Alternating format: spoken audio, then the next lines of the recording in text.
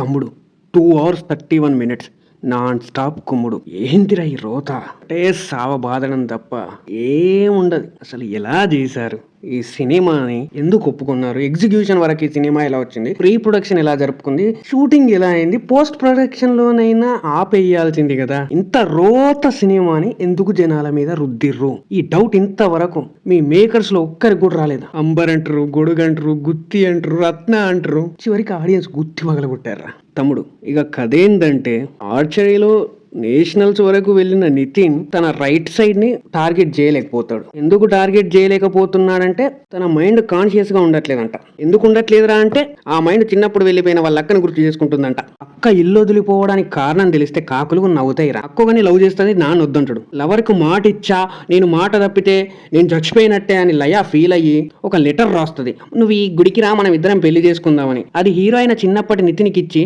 ఇది వెళ్ళి నా లవర్ కి ఇవ్వురా తమ్ముడు అని చెప్పుద్ది. మనోడు గడప దాటి బయటకు వస్తా ఉంటే నాన్న వచ్చి ఏంట్రా అది అనగానే, నాన్న ఇది అక్క ఇచ్చిన లెటరు అనగానే అక్కకు నాన్న వేరే పెళ్లి చేసి పంపిస్తాడనమాట. అప్పుడు అక్క, నేను బతికుండగా మీ మొహం నాకు చూపించకండి, నేను వెళ్ళిపోతున్నా అని వెళ్ళిపోద్ది అనమాట. తర్వాత నాన్న చచ్చిపోయినా తిరిగి రాదు, తమ్ముని దేకదు, తమ్ముడితో ఉండదు. ఇదంతా అయిపోయినాక హీరోయిన్ వర్ష వచ్చి, మీ తమ్ముడిని మీ ఫ్యామిలీని మీరు ఎందుకు వదిలేసిర్రంటే, నేను నా లవర్ కు మాట ఇచ్చాను, నా మాట నేను మా నాన్న వల్ల తప్పాను, సో నీ మాట తప్పినా కాబట్టి నేను చచ్చిపోయినట్టే లెక్క, ఇది నాకు కొత్త జన్మ, ఈ జన్మలో నాకు తమ్ముడు ఫ్యామిలీ ఎవరు లేదు, నాకున్నది ఒకటే మగడు, నాకున్నది ఒకటే కూతురు అంటానన్నమాట. అంత ఎర్రి పప్పలాగా అనిపిస్తున్నారా ఆడియన్స్ మీకు? మార్చరా ఒక్కడి కాదు సినిమాలో, ఇంకా చెప్పుకుంటూ పోతే ఎన్నో ఉంటాయి. వర్షాబుల్లం వచ్చి, నువ్వు కుడి సైడ్ ఎట్టాగైనా కొట్టాలరా, వెళ్ళి పదా మీ అక్కను కలుద్దాం, మీ అక్కతో మళ్ళీ బ్లూటూత్ కనెక్షన్ పెంచుకుందాం, అసలే నీ కనెక్షన్ బాగాలేదు, నీ బోల్ట్ లూజ్ అయింది, నీ బొంగరం గురి తప్పింది అని లేని పోని సొల్లు చెప్పి జర్నీ స్టార్ట్ చేస్తారనమాట. ఇక్కడ మొదలైద్దిరా మీకు సావు అనేలా ఆడియన్స్కి హింట్ ఇస్తారు ముందుగానే. ఇక విలన్ సౌండ్ వింటే చచ్చిపోతాడు. బ్యాటింగ్ చేస్తున్న టైంలో కూడా అమ్మాయిల నోట్లో గుడ్డ గుక్కి మరి మనం చెవులో దూది గుక్కుంటాడు. విలన్ కంపెనీలో ఫైర్ యాక్సిడెంట్ అయితే చుట్టుపక్కల జనాలు చచ్చిపోతారనమాట. చచ్చిపోయిన జనాలకు నష్టపరిహారం ఇద్దామని విలన్ వెళ్తే, మాకు నష్టపరిహారం వద్దు, న్యాయం కావాలరా అని హరితేజ కొందరు ముసలోళ్ళు నేర్చుకొని ధర్నా చేపట్టొద్దు అనమాట. అదేంటంటే గ్రౌండ్ లో హాస్పిటల్. ఇక వాళ్ళు ధర్నా చేపట్టడంతో గవర్నమెంట్ వాళ్ళకి న్యాయం చేయాలని, అసలు ఆ కంపెనీ ఎలా పేలిపోయిందని గవర్నమెంట్ ఒక కమిటీ వేస్తుంది. ఆ కమిటీకి హెడ్ మన నితిన్ గారి అక్క ద గ్రేట్ లయ. ఈమె రీఎంట్రీ ఇయ్యకపోతే బాగుండేదిరా. ఏం యాక్టింగ్ రా, నీ అమ్మ దీని అమ్మ జీవితం. అది యాక్టింగ్ అంటారా? ఎందుకు తీసుకురా అసలు? లయ ఇస్ బొక్క. ఆ లోపు విలన్, మీరు సైన్ పెడతారా లేకపోతే చచ్చిపోతారా అని లయ కమిటీ మెంబర్స్ అందరినీ, వాళ్ళ ఫ్యామిలీస్ అందరినీ చంపుతూ సైన్ పెట్టిస్తాడు. అప్పుడు ఆ కమిటీలో ఒక మెంబర్, నాకు టాయిలెట్ వస్తుందని వెళ్ళి బాత్రూమ్ నుంచి లయకు ఫోన్ చేస్తుంది. లయ కమిషనర్ కు ఫోన్ చేస్తుంది. కమిషనర్, మీరు అంబరగొడుగులో ఉంటే మేము రెస్క్యూ చేయలేము, అంబరగొడుగులో ల్యాండ్ ఆర్డర్ పనిచేయదు, మీరు అంబరగొడుగు దాటరండి, నేను సెక్యూరిటీ ఇస్తా అని చెబుతాడనమాట. అప్పుడు ఇక అక్కను వెతుక్కుంటూ వెళ్ళిన తమ్ముడు అంబరగొడుగులో అక్కను చూస్తాడు.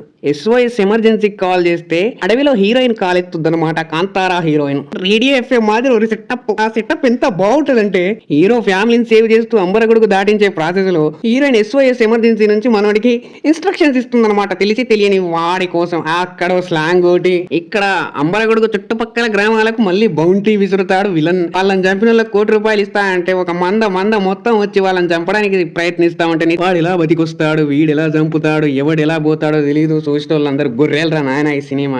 ఇక ఈ సినిమాలో డైలాగ్స్ ఉంటాయిరా అయ్యా. ఆడెవడో ఈనాడు పేపర్ చూసి అందులో క్లిష్టమైన పదాలన్నీ వెతికి రాసి ఈ సినిమాకి డైలాగ్స్ రాశాడు రాడు. ఆడు గాని దొరకాలి, ఆడి కొందిగా. వేణు శ్రీరామ్ గారు, మీకు వర్షాబొల్లం ఏం చేసిందండి? ఎందుకు తుప్పాసుగా ఎందుకు చంపినవరా దాన్ని? చూడు నీకు అదే ఉందిరా అంటే దాన్ని మధ్యలో లేపేసి గొయ్యి కప్పేసి ఈ తతంగం అంతా ఎందుకురా అంటే, ఇన్సూరెన్స్ డబ్బుల కోసం నష్టాల్లో ఉన్న ఫ్యాక్టరీని విలన్ తగలెట్టేస్తాడు. ఇక్కడ జిమ్మిక్ ఏంటంటే, నష్టాల్లో ఉన్న ఫ్యాక్టరీని తగలబెట్టినప్పుడు చుట్టుపక్కల జనాలు చచ్చిపోతే మళ్ళీ తిరిగి వాళ్ళకే నష్టపరిహారం చెల్లిస్తాడు విలన్. What a logic, what a wonder. Director Venu Sriram, మీరు థండర్. ఇక ఈ సినిమాలో యాక్టర్స్ కాదురా అయ్యా, గోట్ యాక్టర్స్. వాళ్ళకి నేషనల్ అవార్డు, ఆస్కర్ అవార్డు కాదు, డైరెక్ట్ భాస్కర్ అవార్డే ఇచ్చేయాలని నా విన్నపం. సినిమా మొత్తం మీద ఏమన్నా ఉందంటే కొంచెం ఆ విజువల్స్ ఒక్కటి కొంచెం బతికించినాయిరా.